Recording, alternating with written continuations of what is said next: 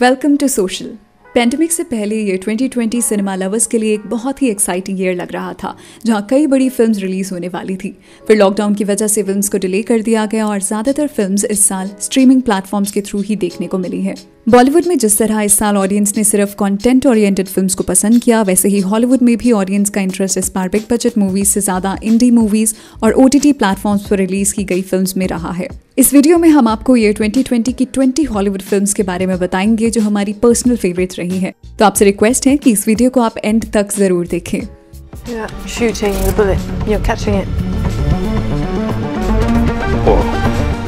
Number 1, extraction. इस साल की सबसे बेस्ट एक्शन मूवीज में से एक थी एक्सट्रैक्शन, जिसको सभी सिनेमा लवर्स ने ऑलरेडी देख लिया होगा। फिल्म में क्रिस हेम्सवर्थ लीड रोल में नजर आते हैं, जिसे किडनैप्ड हुए बच्चे को बचाकर वापस लाना है। फिल्म पूरी तरह से हाई ऑन एक्शन है और हर एक सीन को बहुत परफेक्शन से दिखाया गया है। फिल्म में रणदीप हुड्डा भी एक इंपॉर्टेंट कैरेक्टर में नजर आते हैं, जहां उनका और क्रिस हेम्सवर्थ का फाइट सीन इस साल के सबसे आइकॉनिक सीन्स में से एक है। एक्सट्रैक्शन को हालांकि काफी मिक्स्ड रिव्यूज मिले थे, पर if we talk about action then this film is top notch. आपका इस फिल्म के रिगार्डिंग क्या ओपिनियन है, वो आप हमें कमेंट्स में बता सकते हैं। Number 2, sound of metal.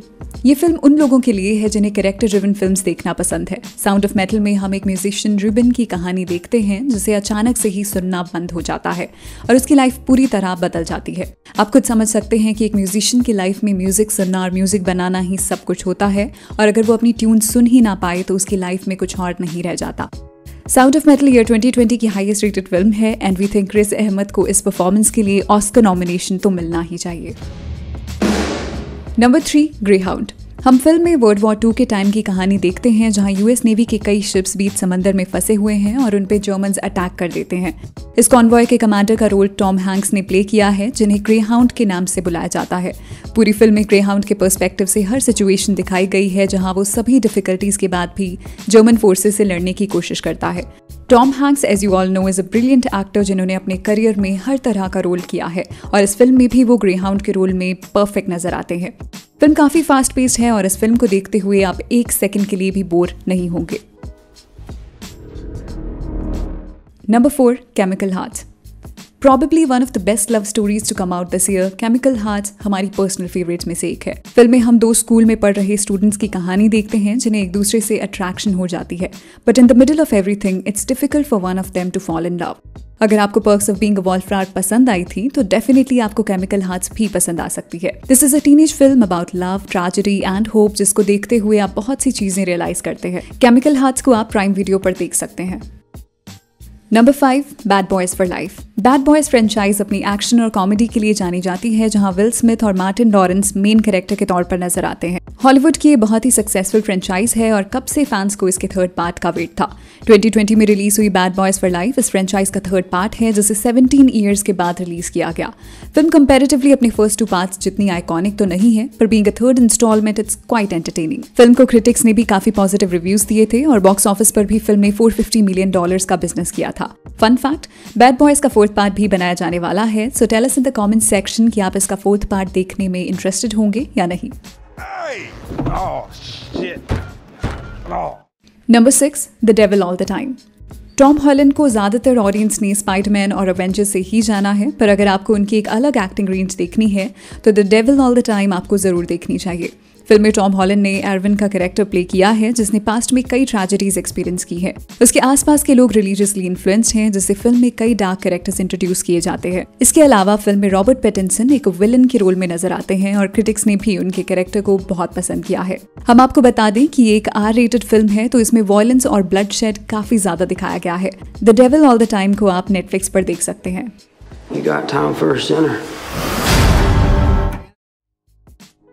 Number 7, 7500। Joseph Gordon Levitt को आपने इंसेप्शन, 500 डेज ऑफ समर और स्नोडन जैसी फिल्म्स में देखा होगा। शायद ही आपको पता हो कि पिछले 3 सालों से वो फिल्म से दूर थे और 7500 उनकी कमबैक फिल्म है। इस फिल्म में हम एक प्लेन हाईजैकिंग से जुड़ी कहानी देखते हैं, जिसके पायलट का कैरेक्टर जोसेफ गॉर्डन ने प्ले किया है। पूरी फिल्म में उसकी सिचुएशन का नैरेटिव दिखाया गया है, जहां वो टेररिस्ट से अकेले डील करता है। शुरू से लेके एंड तक फिल्म की पेस काफी टेंस रहती है और फिल्म का कैमरा वर्क भी देखने वाला है। 7500 इस साल की one of the most underrated films में से एक है। आप इस फिल्म को Amazon प्राइम पर देख सकते हैं। Number 8, Tenet.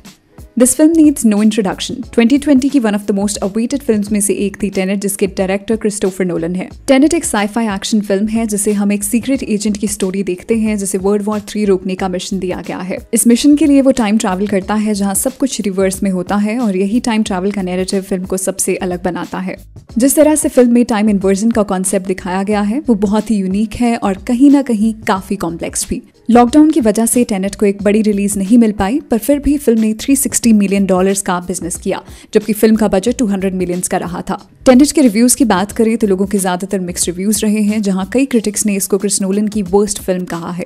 फिल्म को लेकर पॉजिटिव रिव्यूज भी आए थे, पर मीडिया में पॉजिटिव रिव्यूज की ज्यादा बात ही नहीं की गई। हमारे ओपिनियन में टेनेट एक वेल मेड फिल्म है जिसे हमेशा याद रखा जाएगा और इसका कॉन्सेप्ट शायद आगे बहुत फिल्म्स में अडॉप्ट किया जा सकता है।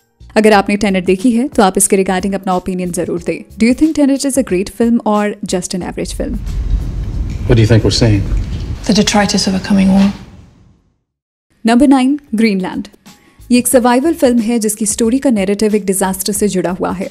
होता यूं है कि एक कॉमेट के फ्रेगमेंट्स अर्थ पर गिरने लग जाते हैं जिससे अर्थ पर रहना मुश्किल हो जाता है। ये फ्रेगमेंट्स कभी भी कहीं भी गिर रहे हैं जिसके डर से लोग भाग रहे हैं और इस सिचुएशन को सर्वाइव करना बहुत अनसर्टन है। फिल्म में लीड रोल जेरार्ड बटलर ने प्ले किया है, जिन्हें आपने कई पॉपुलर एक्शन फिल्म्स में देखा होगा। ईयर 2020 सबके लिए एक सर्वाइवल ईयर ही रहा है, तो इस मूवी को भी सोशल मीडिया पर as best disaster movie of 2020 के तौर पर प्रमोट किया गया था। नंबर 10, बोरात 2। बोरात एक बहुत ही पॉपुलर कैरेक्टर है जिसे हर कंट्री के सिनेमा लवर्स देखना पसंद करते हैं। साशा बैरन कोहेन हमेशा से ही ऐसे कैरेक्टर्स प्ले करते हैं जहां वो अपनी फिल्म्स को एक मॉक्यूमेंट्री के तौर पर प्रेजेंट करते हैं। बोरात का पहला पार्ट 2006 में आया था और शायद ही किसी ने सोचा होगा कि इसका सेकंड पार्ट भी बनाया जाएगा। 2020 में बोरात का पार्ट 2 प्राइम वीडियो पर रिलीज किया गया and we were surprised that it was as good as the first film.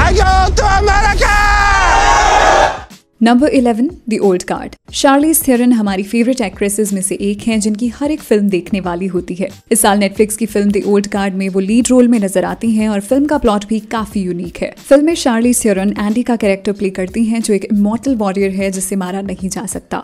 Andy के साथ उसके जैसे ही और भी वॉरियर्स हैं जो एक टीम की तरह सीक्रेटली काम करते हैं। फिल्म के एक्शन सीन्स शार्लीज थेरन ने खुद ही परफॉर्म किए हैं और जिस इंटेंसिटी से उन्होंने एक्टिंग की है वो इस फिल्म का बेस्ट पार्ट है। द ओल्ड गार्ड को आप नेटफ्लिक्स पर देख सकते हैं और ये फिल्म हिंदी में भी डब की गई है। Number 12, the invisible man. By the title of this film हमें लगा था कि ये फिल्म बहुत ही एवरेज थ्रिलर होने वाली है और हमें इससे ज्यादा एक्सपेक्टेशंस नहीं रखी थी, but eventually this came out as the biggest surprise of this year.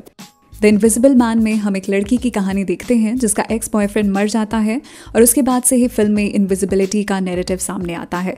उस लड़की को फील होता है कि वो गायब हो चुका है और हर वक्त उस पर नजर रखी जा रही है, पर कोई भी उसकी बात पर यकीन नहीं करता। हमने आपको फिल्म का बहुत छोटा सा प्लॉट बताया है, पर इस फिल्म को देखकर आप इसकी स्टोरी के ट्विस्ट से हैरान रह जाएंगे। द इनविजिबल मैन एक edge of the seat thriller है and we personally recommend you to watch this film. Number 13, the gentlemen. अगर आपको गैंगस्टर फिल्म्स पसंद हैं तो द जेंटलमैन आपको जरूर देखनी चाहिए। फिल्म में हम एक ड्रग लॉर्ड मिकी पियर्सन की स्टोरी देखते हैं जो अपना बिजनेस सेल आउट करके रिटायर होना चाहता है। इसी नैरेटिव के अराउंड स्टोरी में और सब प्लॉट्स दिखाए जाते हैं जहां कोई मिकी को मारना चाहता है तो कोई मिकी को ब्लैकमेल करना चाहता है, जिससे कहानी और भी इंटरेस्टिंग हो जाती है। द जेंटलमैन को गाय रिची ने डायरेक्ट किया है जो Snatch, Lock Stock, Sherlock Holmes और अलादीन के डायरेक्टर रह चुके हैं। We recommend you should definitely watch this film क्योंकि गाय रिची ने बहुत टाइम बाद एक गैंगस्टर फिल्म बनाई है। Number 14, Enola Holmes. Sherlock fans के लिए एनोला होम्स कोई नया कैरेक्टर नहीं है, पर फिर भी अगर आप नहीं जानते हैं तो एनोला होम्स शर्लॉक होम्स की सिस्टर हैं और उसका इंटेलिजेंस लेवल भी शर्लॉक के जैसा ही है। फिल्म की स्टोरी की बात करें तो फिल्म में एनोला की मदर डिसअपीयर हो जाती हैं और एनोला को कुछ हिंट्स की मदद से अपनी मदर को ढूंढना होता है। फिल्म में शर्लॉक होम्स और माइक्रॉफ्ट होम भी नजर आए हैं और पूरी फिल्म काफ़ी एंटरटेनिंग है। इस फिल्म को आप नेटफ्लिक्स पर हिंदी और इंग्लिश दोनों में ही देख सकते हैं। Number 15, love and monsters. Film में हम एक ऐसे टाइम की कहानी देखते हैं जहां मॉन्स्टर्स ने अर्थ को कैप्चर कर लिया है और जो भी बचे हुए लोग हैं वो अंडरग्राउंड रहते हैं। इन सभी के बीच हम एक लड़के की स्टोरी देखते हैं जिसे 8 इयर्स बाद उसकी गर्लफ्रेंड का मैसेज मिलता है, जिसके बाद वो उसको रेस्क्यू करने का प्लान करता है। लव एंड मॉन्स्टर्स एक बहुत ही एंटरटेनिंग सर्वाइवल फिल्म है जो आपको बिल्कुल भी डिसअपॉइंट नहीं करेगी। Number 16, the trial of Chicago 7।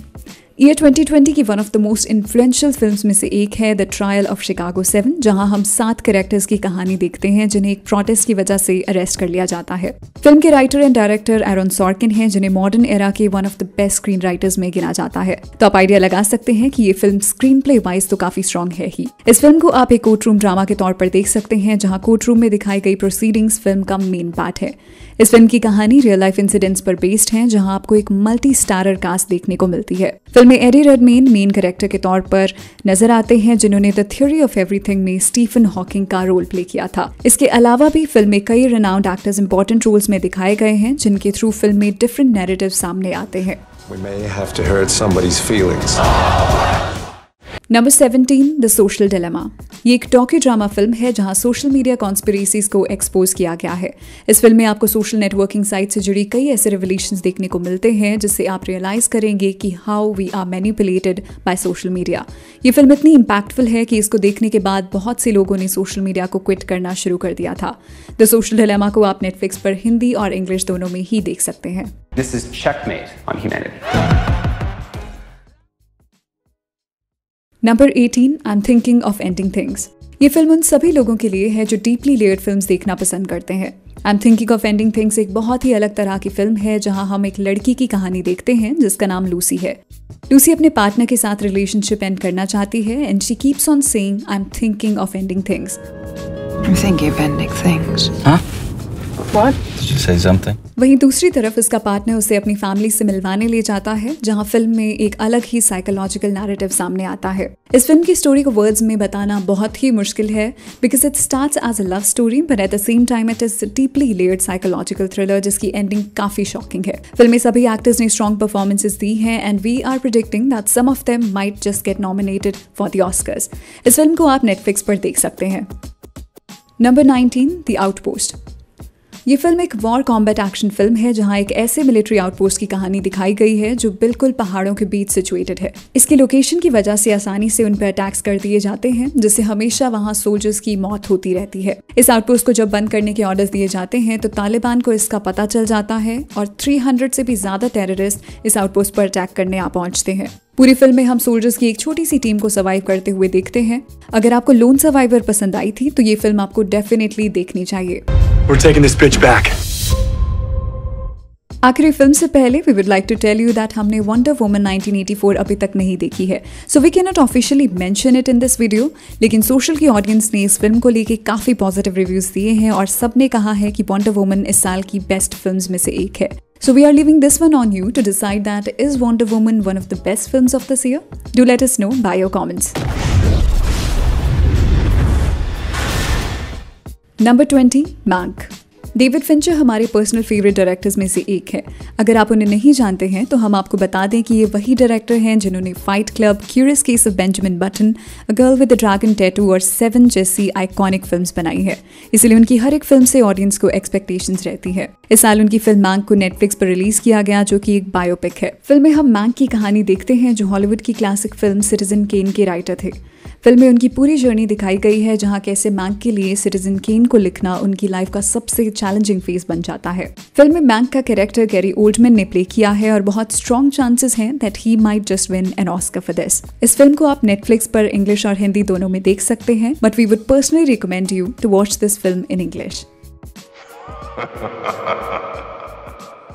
तो चलिए that's a wrap on this video. आप हमें इंस्टाग्राम, ट्विटर और फेसबुक पर भी फॉलो कर सकते हैं @socialofficial, जहां आपको हर तरह की फिल्म और एंटरटेनमेंट से जुड़ी अपडेट्स मिला करेंगी।